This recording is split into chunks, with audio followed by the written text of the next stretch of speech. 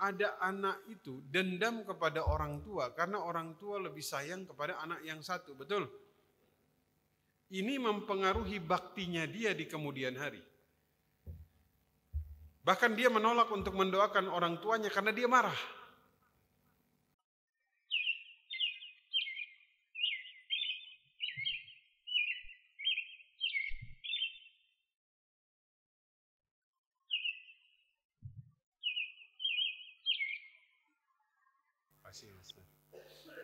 Bismillahirrahmanirrahim. Uhayyikum jami'an bitahiyatul Islam. Assalamualaikum warahmatullahi wabarakatuh. Alhamdulillah. Alhamdulillahilladzi la yansa man dzakara. Alhamdulillah. Alhamdulillahilladzi la yudayyi'u man syakara. Alhamdulillahilladzi la yukhayyibu man raja'. Alhamdulillahilladzi yajzi bihil ihsani ihsana wa bisabri najata wa ghufrana. Asyhadu an la ilaha illallah wa asyhadu anna Muhammadar Rasulullah. Allahumma salli ala sayyidina Muhammad wa ala alihi wa sahbihi wa man tabi'ahum ila yaumiddin, amma ba'du. Alhamdulillah, Bapak Ibu sekalian, segala puji bagi Allah yang memberikan kepada kita kemudahan, kesehatan, iman, Islam, yang kemudian memberikan hidayah kepada kita untuk bisa berkumpul pada pagi hari ini. Nah, sebelum lanjut tentang adab pedagang minggu lalu, ya 2 minggu lalu, saya ingin bahas perkara ini, masih berhubungan dengan muamalah. Ya. Jadi ribuan tahun sebelum Nabi Shallallahu Alaihi Wasallam itu diutus, ya, jaraknya ribuan tahun sebelum baginda Nabi Shallallahu Alaihi Wasallam diutus, ada 10 orang yang berkumpul, ya, untuk membuat satu makar,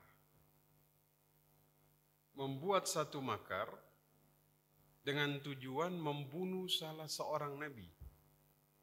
Ada salah seorang nabi yang pada saat itu hendak dibunuh, maka 10 orang ini mereka berkumpul dan merencanakan. Ya. Akhirnya ada salah satu di antara 10 orang ini yang akhirnya menyampaikan satu pendapat dan pandangan yang akhirnya dia jadi satu kesepakatan, di mana usulannya ini itu akhirnya termaktub di dalam Al-Quran dalam surah Yusuf ayat yang ke-9. Surah Yusuf ayat keberapa? 9. Uqtulu Yusufa awit rahuhu ardan yakhlu lakum wajhu abikum, ya, wa takunu min ba'dihi qauman salihin. Bunuhlah Yusuf atau dibuang di satu daerah yang tidak dikenal, agar ayah kita itu tidak kemudian jadi agar perhatiannya ini hanya bisa tertuju kepada kita saja, ya. Dan sesudah itu hendaknya kita menjadi orang-orang yang baik. Maka dari sini Bapak Ibu sekalian, ternyata calon nabi yang mau dibunuh saat itu adalah Nabi Yusuf. Dari makarnya 10 orang ini, calon nabi yang mau dibunuh adalah Nabi Yusuf. Yang rapat tadi, yang membuat makar tadi adalah saudara-saudaranya sendiri. Ya. Nah, usulnya 1, bunuh Yusuf.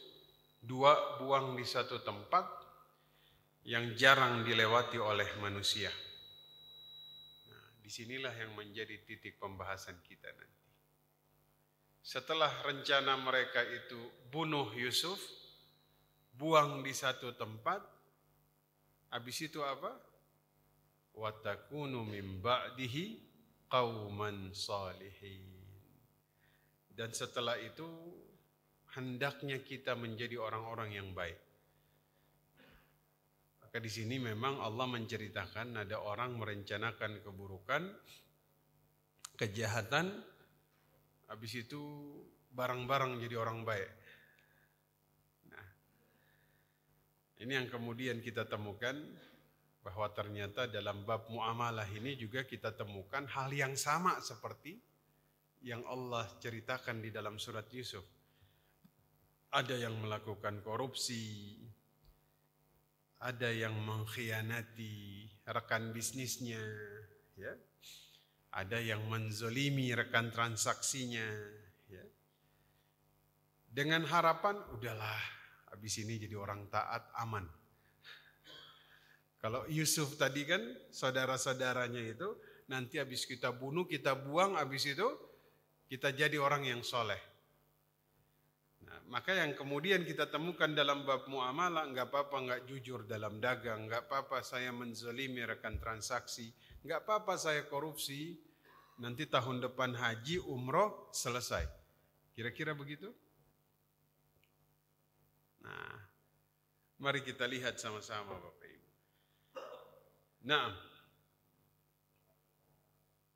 karena ada orang yang kemudian ketika dia di dalam hidup itu merencanakan atau melakukan satu keburukan, dia punya rencana setelah itu dia menjadi orang yang taat dan soleh. Dan ini yang membuat dia tidak takut melakukan keburukan.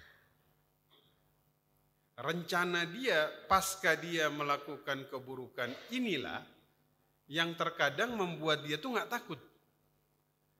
Seakan-akan ini menjadi pembenaran bagi dia untuk berbuat curang, untuk menzolimi harta orang lain. Ada satu hal yang membuat dia tenang bahwa dia akan jadi orang yang taat setelah ini. Nah, ini yang kemudian ya, kita menemukan dalam beberapa hal. Ya.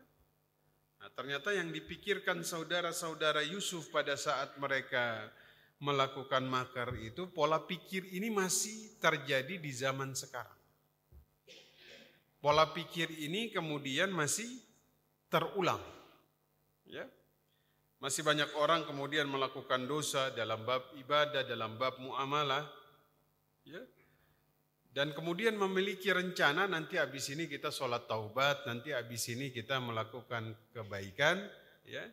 Seakan-akan kemudian nanti itu bisa membersihkan apa yang kemudian dia lakukan. Ya. Nah, mudah-mudahan Allah jauhkan kita. Ya. Karena ada orang yang kemudian ini dalam transaksinya ini Masya Allah Pak, terkenal dia ini apa istilahnya,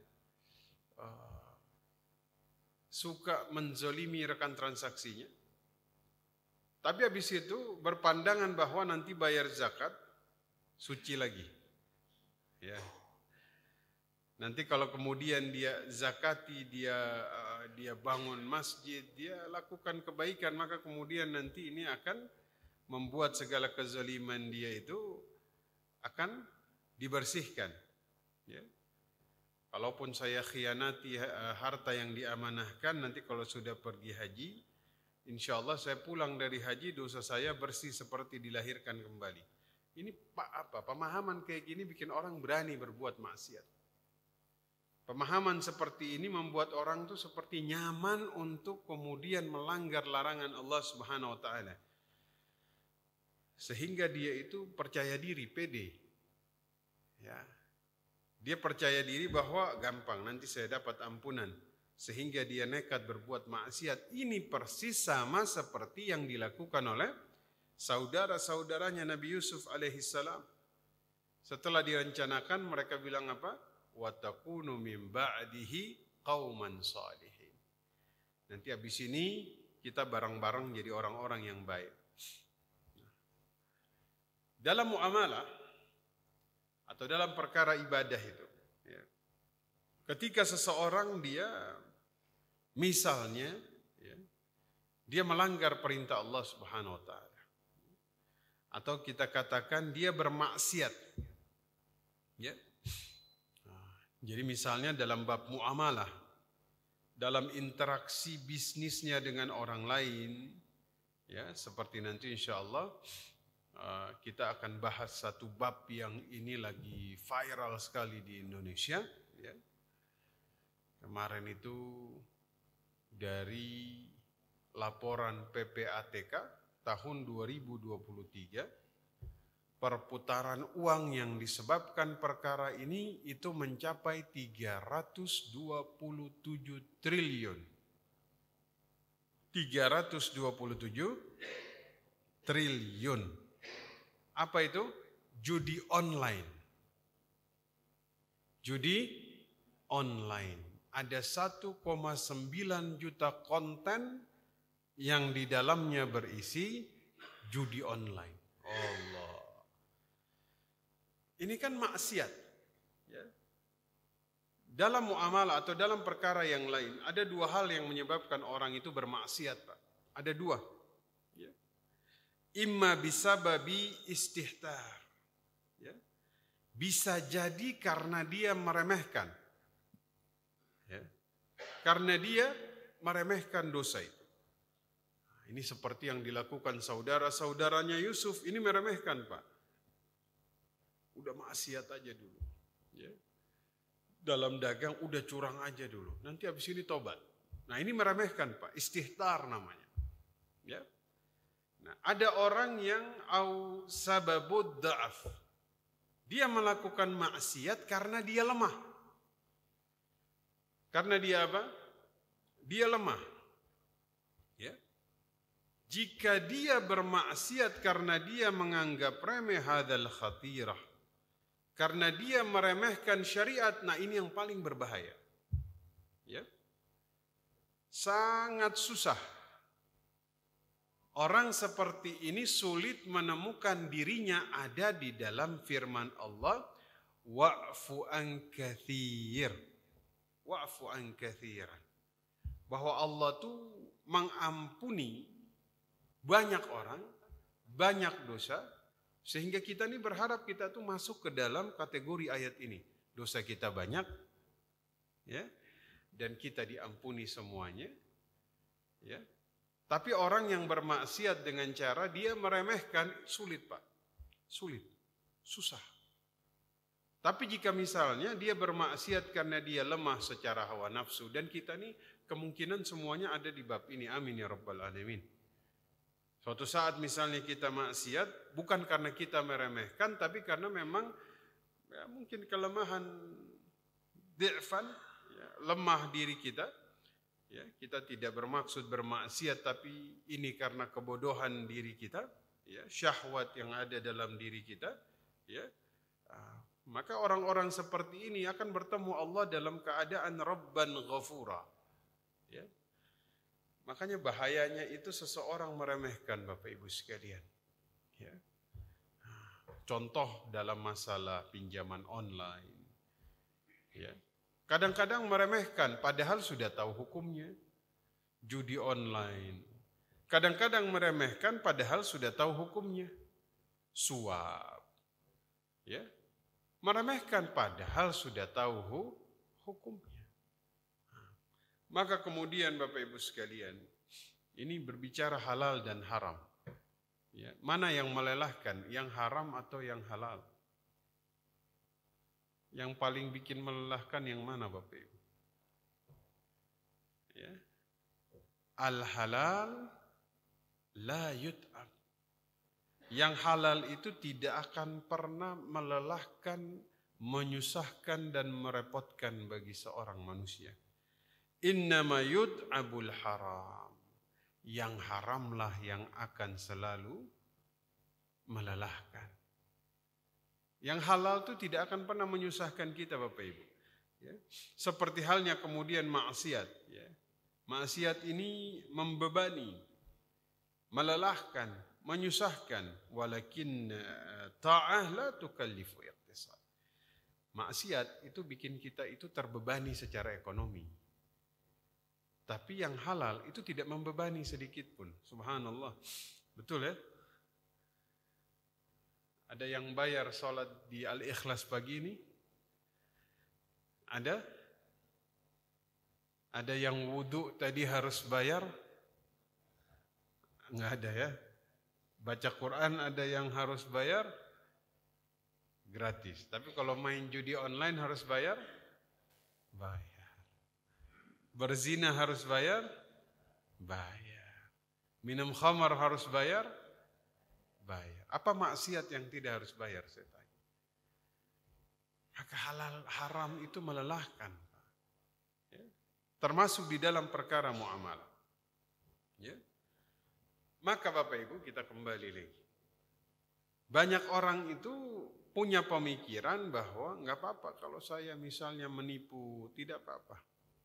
Saya bisa memperbaikinya nanti dengan cara saya berbuat baik. Saya sedekah. Ya. Saya berinfak, maka nanti infak saya ini akan menjadi penebus atas kesalahan yang saya lakukan. Ingat Bapak Ibu, ada sebuah kaidah yang disampaikan oleh Nabi sallallahu alaihi wasallam, innallaha tayyibun la yaqbalu illa tayyiban. Allah itu zat yang maha baik dan hanya menerima kecuali dari yang baik. Ya. Jadi kalau ada orang dalam bermuamalah dia dapat harta dari bab haram, ya, kemudian dia manfaatkan untuk kebaikan dan amal soleh, maka tidak akan diterima oleh Allah. Karena Allah itu baik, hanya menerima dari yang baik. Ya. Bahkan ada satu ungkapan Imam Al-Ghazali. Misalnya ada orang hartanya tuh dari bab muamalah yang haram. Dari riba, dari khianat, dari mencuri. Ya. Kemudian dia melakukan kebaikan dengan hartanya tersebut, ya, maka dia itu seperti orang yang buang hajat dan istinja dengan air kencingnya sendiri. Dia sangka menyucikan, tapi ternyata semakin kotor. Ya. Nah, la tuqbalu salatun bighairi tuhurin wala sadaqatun min ghululin. Masya Allah.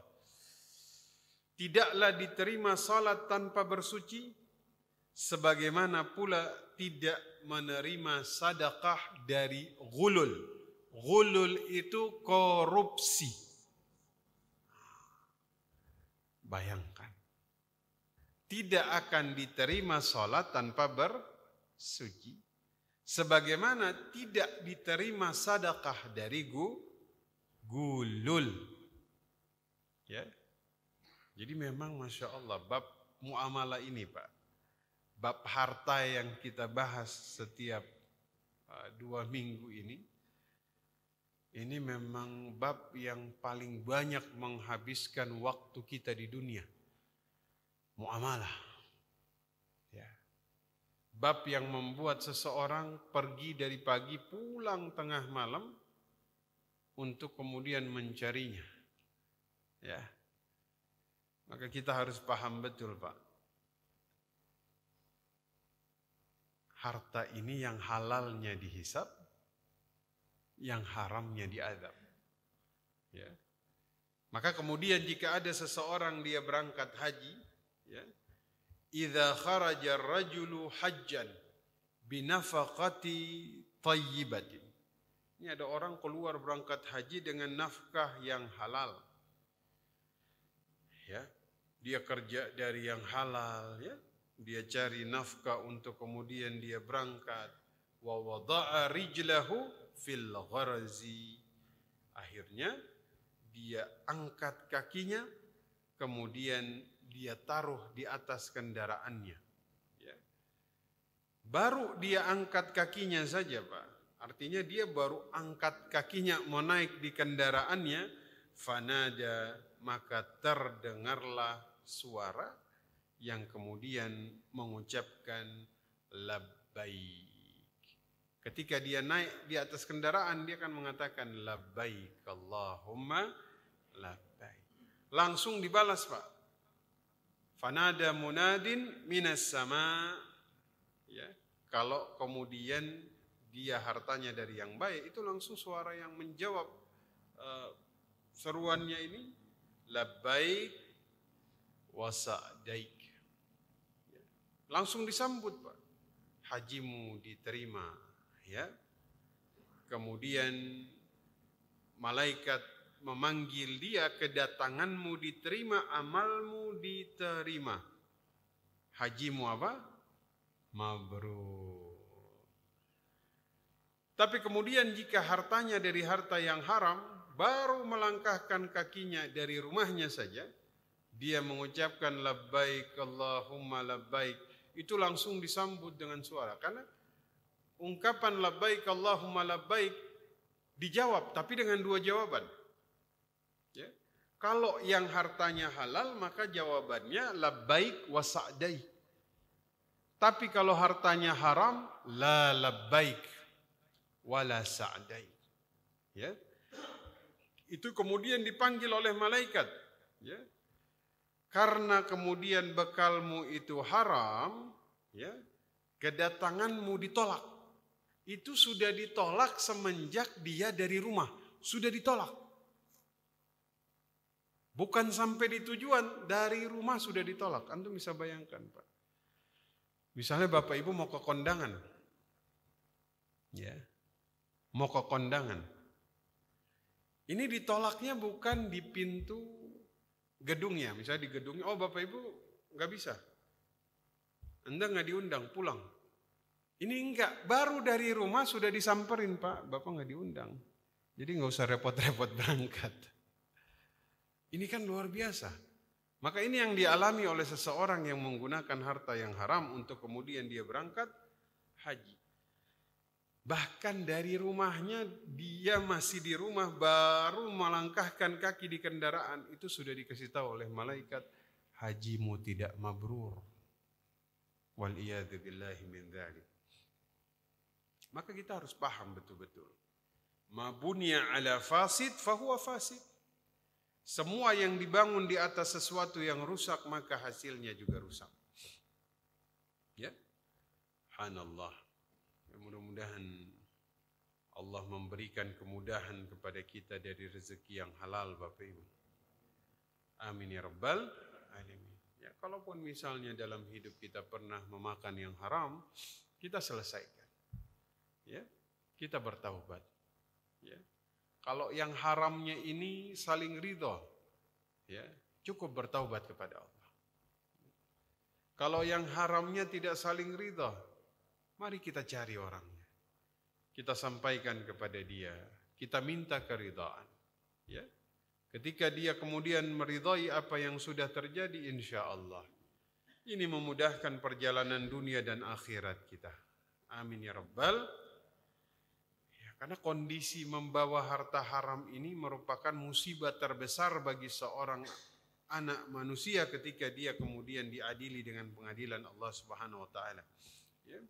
Dari Sahal bin Sa'ad radhiyallahu an, Nabi menceritakan bahwa Jibril datang kepada beliau, kemudian Jibril berpesan kepada beliau, yang pesan ini berlaku kepada kita semua pada hari ini. Kata Jibril, "Ya Muhammad, ish ma syi'ta." Hiduplah sesukamu. Fa innaka mayyitun, karena sesungguhnya engkau akan mati. Ya, wa ahbib ma syi'ta. Cintai siapa yang kamu sukai. Fa innaka mafariquh, karena sesungguhnya engkau akan berpisah dengannya. Ya.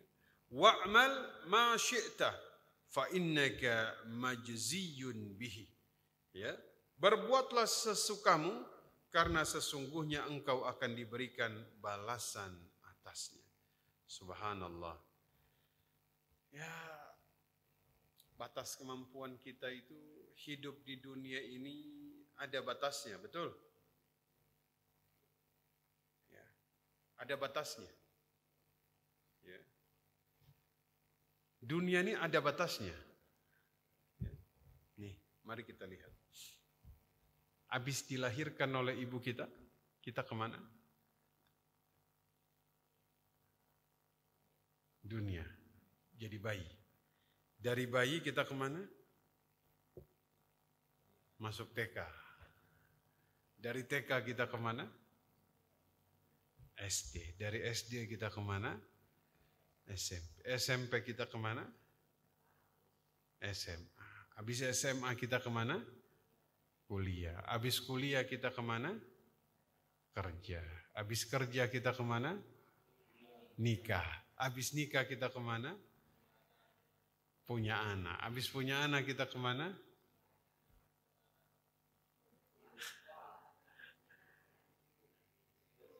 Pensiun. Habis pensiun? Mati. Mentok kan? Sesuatu yang kemudian dia ada batas akhirnya, yaitulah dunia. Dan kita pun di dunia ini dikasih kesempatan, batas kemampuan untuk menikmati dunia. Betul? Ada batas. Ini contoh nih ya. Dulu saya tuh Pak, durian, oh Masya Allah. Durian. Sekarang Pak, makan paling nyobain doang, 2, 3, selesai. Dulu Pak, jeroan, oh itu Masya Allah. Sekarang kan batas menikmatinya tuh ternyata sudah dibatasi nih. Betul? Ada yang bisa makan durian sampai 10 biji di sini? Ya, ini masih ada tapi sedikit. Ini pagi-pagi bahas durian ini bahaya. Ya, artinya batas kemampuan kita di dunia menikmati itu dibatasi. Ya. Seseorang itu hanya mampu menikmati kenikmatan yang maksimal itu di surga. Itu maksimal Pak, tanpa batas. Kalau di dunia dibatasi. Makanya saya katakan, kenapa dalam Islam bab rezeki itu dibagi? Ada rezeki yang sifatnya kauni. Harta yang kemudian dia nggak bisa nikmati semuanya. Walaupun dia punya banyak mobil, pakaian, makanan, tapi semuanya nggak bisa dia konsumsi. Betul?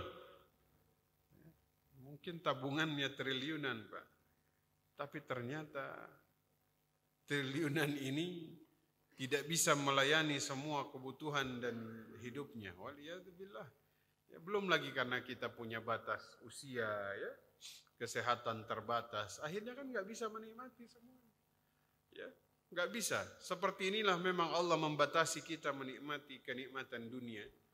Ya, maka Nabi itu memberikan definisi yang jelas tentang harta agar kita itu sadar Bapak Ibu. Yaqulul abdu mali mali. Ada anak manusia mengatakan hartaku hartaku. Kata Nabi, innama lahu min malihi thalathun. Apa yang menjadi hartamu itu hanya 3 saja. Ya. Apa itu? Ma'akala fa'afna. Masya Allah. Apa yang dimakan lalu habis jadi kotoran. Betul.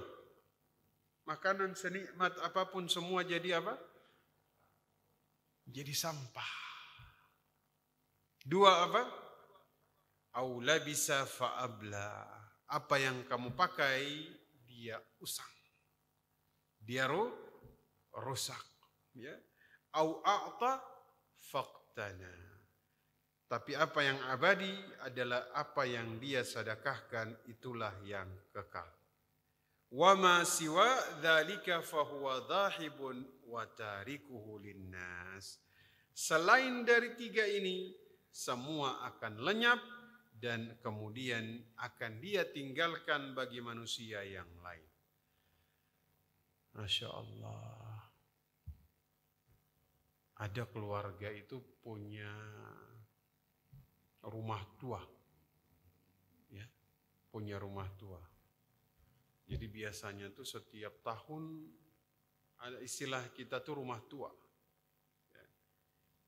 Kami tuh di daerah timur itu punya satu istilah bagi rumah induk. Ya. Itu pasti kami sebut rumah soa. Itu rumah tua. Rumah yang biasanya itu dari kakek, tempat semua berkumpul di situ. Itu kan sudah tuanya luar biasa. Ya. Sekali waktu ketika kumpul, ya, dilihat plafonnya itu sudah rapuh. Saya bilang, setelah dipikir-pikir, plafon ini nih sudah ada berapa generasi. Ternyata plafon ini lebih lama usianya dari manusia yang hidup. Betul. Ya kalau dipikir-pikir, ya, Masya Allah. Akhirnya kita kemudian sadar, perjalanan hidup ini kan singkat, Pak. Jika kita tidak memperhatikan dari mana kemudian asal harta kita, maka kita binasa di akhirat. Ya. Kita ini semuanya akan masuk ke dalam barzakh. Nabi Muhammad wafat umur 63 tahun. Sekarang beliau sudah 15 abad di dalam kuburnya.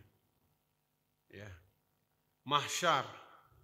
Allah katakan ta'rujul malaikatu warruhu ilaihi fi yaumin kana miqdaruhu 50 alf sanah.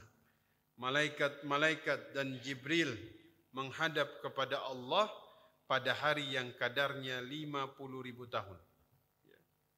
Setelah 50.000 tahun, akhirnya kita akan ditentukan masuknya kemana. Insya Allah semuanya akan masuk surga. Amin ya rabbal alamin. Insya Allah. Ya. Maka Bapak Ibu sekalian yang dimuliakan Allah Subhanahu wa taala, maka halal haram ini jangan dianggap sebagai sesuatu yang remeh. Ya. Dalam bab muamalah ini Ali bin Abi Thalib jelas sekali beliau mengatakan, muamalah itu kalau enggak dilihat, enggak dipelajari, maka lama-kelamaan kalian akan masuk ke dalam perkara yang kemudian membuat kalian tenggelam di dalam keharaman. Umar bin Khattab mengatakan tidak boleh dagang kecuali dia paham dulu tentang fikih muamalah. Agar apa?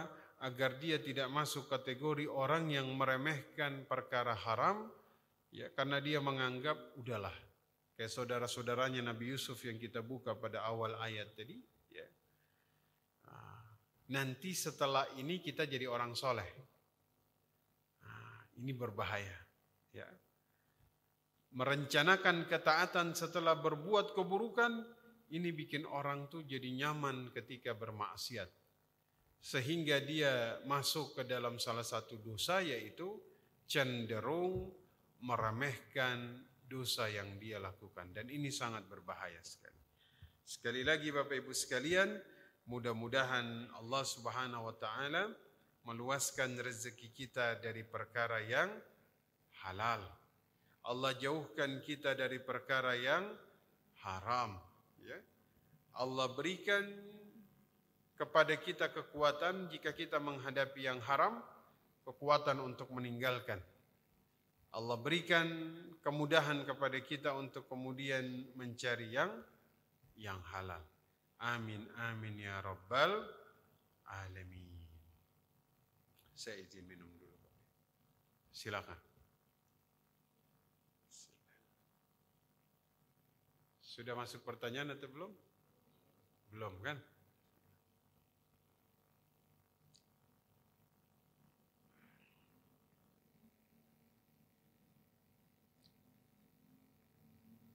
Nah, jadi di dunia ini kita dibatasi untuk menikmati. Karena nanti di akhirat baru kita bisa maksimal. Ya. Dan dunia ini singkat dibanding akhirat. Ya. Kita juga kemudian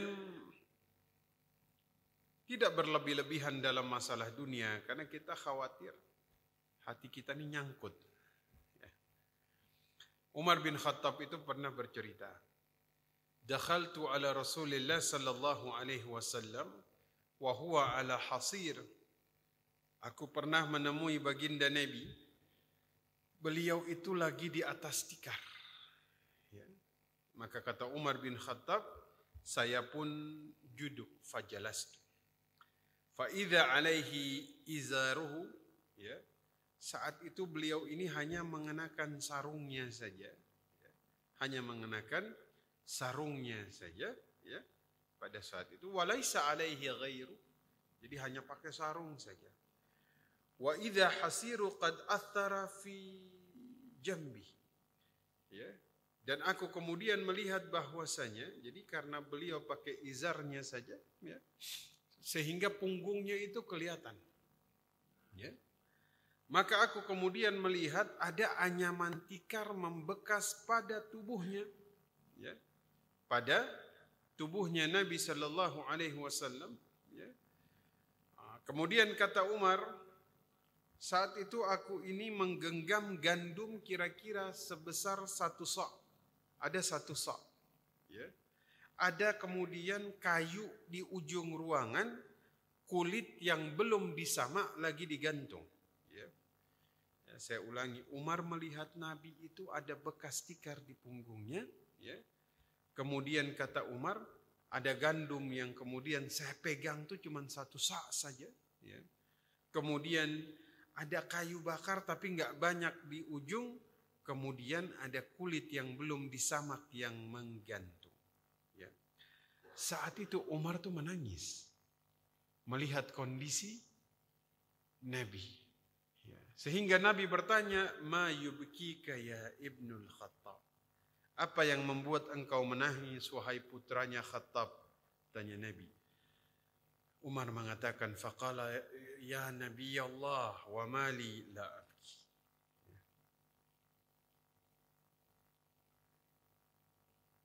Wahai Nabi Allah,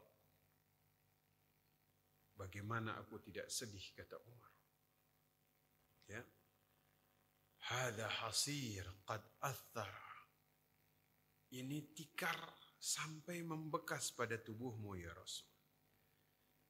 Barang-barang yang ada di rumahmu, ya, perabotnya ya Rasulullah, kondisinya kayak begini. Sementara Raja Kisra, Raja Persia, Kaisar, Raja Romawi, mereka tuh dikelilingi kebun-kebun yang sangat indah, sungai-sungai.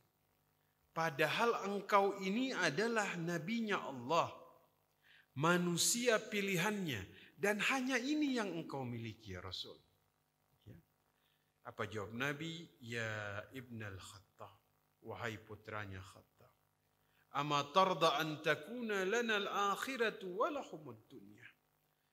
Tidakkah engkau ridha akhirat jadi bagian kita, sementara dunia jadi bagian mereka? Subhanallah. Allahumma salli ala sayyidina Muhammad. Dunia jadi bagian mereka, akhirat jadi bagian kita. Mereka punya dunia, tapi mereka terbatas untuk menikmatinya. Ada akhir. Kita punya akhirat, di mana tidak dibatasi sedikit pun untuk menikmatinya. Subhanallah. Ya, ini hadis ini bukan melarang Bapak Ibu jadi orang kaya, tidak. Bahkan Nabi pun ada yang kaya. Ya. Tidak apa-apa. Yang penting apa? Bertakwa. Ini kita sampaikan agar kita tidak menganggap remeh masalah ini di hadapan Allah Subhanahu wa ta'ala. Ya. Subhanallah. Maka Abdullah ibnu Mas'ud radhiyallahu ta'ala anhu, beliau kemudian meriwayatkan hal yang hampir sama dengan Umar. Ya.